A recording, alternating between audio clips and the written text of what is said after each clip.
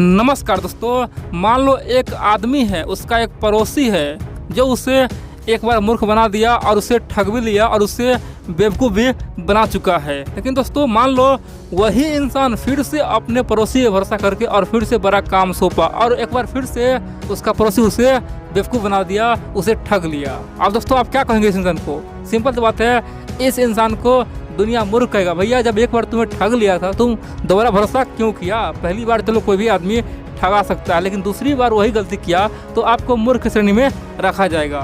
लेकिन बड़ी बात तो यार दोस्तों, भारत दुनिया का आज सुपर पावर है। भारत की नीति को अमेरिका मानता है, यूरोप मानता है, रसिया भी तारीफ कर चुका है, चाइना भी कर चुका है, पाकिस्तान भी कर रहा है। लेकिन दोस्तों आज हमें भी आश्चर्य लग रहा है, जिस श्रीलंका के कारण से हमारा पूर्व पीएम राजीव गांधी जी दोस्तों मारा गया, उसका हत्या कर दिया। जिस श्रीलंका के कारण से चाइना वाले हमें आंख दिखा रहा था, श्रीलंका का हवन तोटा बंदरगाह हड़प लिया और दोस्तों हमारे लिए बहुत बड़ा सिक्योरिटी खतरा भी आ गया। बड़ी बात यह है, यही श्रीलंका दोस्तों भारत को हल्के में लिया। और बड़ी बात यह दोस्तों, श्रीलंका में आज क्या हो रहा है, वहाँ पे जो पूर्व पीएम है महिंदा राजपक्षे वो भाग चुका है, समुद्र के अंदर जाकर छिपा हुआ है नेवी बेस में। इतना ही नहीं, उसका बेटा सिंगापुर भाग चुका है। सड़कों पे आज राजशाही परिवार को दुरा के मार रहा है। दोस्तों राजशाही मतलब ये जो महिंदा राजपक्षे है और गोटबाया राजपक्षे है, ये तो एक तरह से राजशाही कर रहा है ना, उसके परिवार को दुरा के मार रहा है, सांसद को मार रहा है। वहाँ पे भूखे लोग तड़प रहा है, डीजल नहीं है, पेट्रोल नहीं है, उसका जो फॉरेन जो रिजर्व है वो ख़त्म हो चुका है। अब दोस्तों हमें यकीन था भैया श्रीलंका को अब की बार अखंड भारत का हिस्सा बना दिया जाए, क्योंकि ऑलरेडी हमने इतिहास में किया है।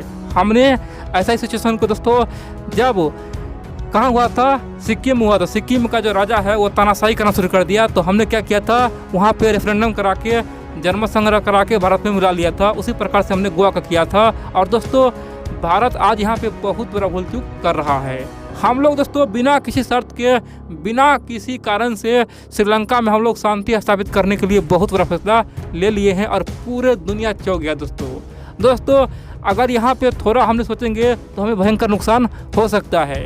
इसी श्रीलंका को भारत ने कई बार मदद किया, लेकिन श्रीलंका बदले में क्या किया, हर बार भारत को आंख दिखाया। जब भी श्रीलंका कहीं फंसा तो हमने उससे केवल बचाए, उसे लोन दिया, उससे हर मंच पर सहयोग किया, लेकिन श्रीलंका ने केवल हमें धोखा ही दिया, फायदा उठा के वो भाग गया। दोस्तों यही श्रीलंका, आप जानते हैं दोस्तों, श्रीलंका में जब LTT गृह शुरू कर दिया था, श्रीलंका सरकार को जीना हराम कर दिया था, श्रीलंका नेता को बम से उड़ा रहा था दोस्तों, उस समय भी भारत ने क्या पता है, राजीव गांधी जी ने दोस्तों अपना सेना श्रीलंका में उतारा, वहाँ पे शांति भी स्थापित करवाया। दोस्तों बहुत बड़ी बात है, देखिए LTT पता है भारत समर्थक था दोस्तों।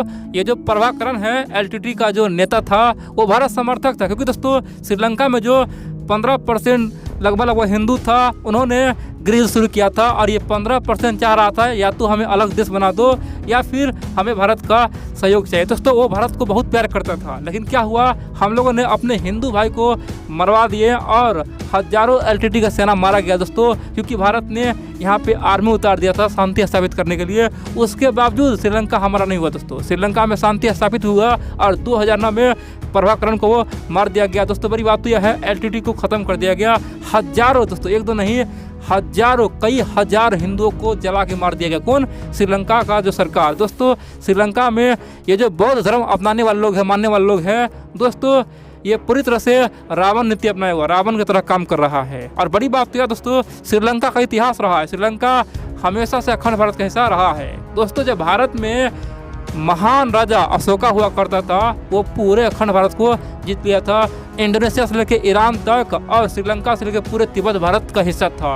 उस समय दोस्तों जब ये जो अशोका है, जब बौद्ध धर्म अपना लिया, उसके बाद दोस्तों अशोका का जो बेटा है उन्होंने श्रीलंका में जाके हिंदू धर्म को छोड़ने का प्रयास किया और वहाँ पे क्या किया, बुद्ध का प्रचार किया था दोस्तों। यानी कि श्रीलंका के लोग मूलतः हिंदू रूप से ही है, लेकिन आज क्या हो रहा है दोस्तों, वो चीनी गुण गा रहा है और चीनी समर्थक हो रहा है। और बड़ी बात यह है, हम लोगों ने एक बार फिर से बहुत बुरा मिस कर दिया है, श्रीलंका को बहुत बड़ा दान देने का फैसला ले लिया है। और दोस्तों जो भी बुद्धिमान लोग होगा वो भारत सरकार के इस फैसले से सोचने में खास तौर पे बिजी हो गया होगा, भाई ये चल क्या रहा है। मैं आपको वो तमाम बातें बताऊंगा, भारत ने श्रीलंका को दिया क्या है और क्यों श्रीलंका को जीवन दान यहाँ से मिल जाएगा और श्रीलंका फिर से वही करेगा जो पहले करता था। दोस्तों आप लोग पूरा वीडियो देखते रहिए। लेकिन इन सबसे पहले आप लोग को बता दूं दोस्तों, आप लोग वीडियो पूरा देखते हैं लेकिन वीडियो को लाइक करना ही भूल जाते हैं। आप लोग से फिर से अनुरोध है, जितना हो सके वीडियो को लाइक करें, चैनल को सब्सक्राइब करें, आप लोग कमेंट भी करें, मैं आपका कमेंट पढ़ता भी हूँ। जितना हो सके वीडियो को शेयर भी करें। अब जानते हैं आखिरकार हुआ क्या है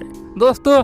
हाल ही में भारत सरकार ने घोषणा किया कि भैया श्रीलंका में बहुत तांडव हो गया, अब वहाँ पे शांति चाहिए। श्रीलंका में जो ये फूड का क्राइसिस है, जो खाने का जो किल्लत पड़ा हुआ है, ये खत्म हो जाएगा। दोस्तों भारत ने कहा है कि श्रीलंका को भेज रहे हैं हम यूरिया, कितना 65,000 टन, कितना 65,000 टन दोस्तों यूरिया श्रीलंका को हम लोग भेज रहे हैं मदद करने के लिए, ताकि वहाँ पे खेती हो पाए और वहाँ पे जो किल्लत है वो खत्म हो पाए। दोस्तों हमारे किसान को खुद ही यूरिया खाद नहीं मिल पा रहा है और हम किसको भेज रहे हैं? श्रीलंका को। कहाँ भेज रहे हैं? 65,000 टन भेज रहे हैं। क्यों? केवल शांति स्थापित करने के लिए। यानी कि जो गलती भारत ने पहले किया था, जिस प्रकार से राजीव गांधी जी ने वहाँ पे सेना भेज के शांति बनाने का प्रयास किया, लेकिन अंत में क्या हुआ? भारत को नुकसान ही हुआ और श्रीलंका ये चीनी भक्त बन गया। दोस्तों श्रीलंका में जो मुसीबत है ना, जब तक मुसीबत है तब तक वो भारत का गुण गाएगा, ये बात श्योर है। भारत को कुछ भी कहेगा, लेकिन जैसे ही मुसीबत खत्म होगा फिर से वो चीन से समझौता करेगा, चीन से लोन लेगा और फिर से इस प्रकार का खेल खेलेगा। दोस्तों मैं आपको पहले से बोल रहा हूँ, अगर श्रीलंका को मदद ही करना ना, हम पूरा मदद करेंगे। श्रीलंका के लोगों को लाइफ स्टाइल बदल देंगे। श्रीलंका के लोग खुद को भारतीय कहलाएगा, पूरे भारत में घूम सकता है, लेकिन करना क्या? उसे भारत में मिल जाना है। आप बोलेंगे क्यों मिलेगा भाई? देखो दोस्तों, श्रीलंका पहले कोई देश नहीं था, अंग्रेज का यह चाल था भारत को तोड़ने का। और अंग्रेजों ने क्या किया? पाकिस्तान को अलग बना दिया, उस समय तिब्बत को अलग बना दिया, श्रीलंका को अलग बना दिया, अफगानिस्तान को अलग बना दिया। लेकिन दोस्तों श्रीलंका अभी समय आ चुका है, भारत में वो मिल सकता है, ये बात आप जानते हैं। क्योंकि अंग्रेज तो गोवा को भी अलग कर दिया था, सिक्किम को भी अलग कर दिया था, लेकिन क्या हुआ? ये सब तो मिला। तो हमें अखंड भारत बनाने का मौका था, श्रीलंका भारत में मिल जाता तो श्रीलंका लोगों को दोस्तों खाने का जो प्रॉब्लम है वो कभी नहीं आता। भारत में जो देश मिलता है ना, भारत में खाने के लिए किसी को समस्या नहीं होता। इतना ही नहीं, लोगों को रोजगार मिलता, लोगों का लाइफ स्टाइल बदलता। श्रीलंका के लोग खुद को दुनिया का चौथा महाशक्तिशाली बन जाता दोस्तों। क्योंकि दोस्तों जो भारत में मिलेगा वो दुनिया का चौथा महाशक्तिशाली देश बन जाता।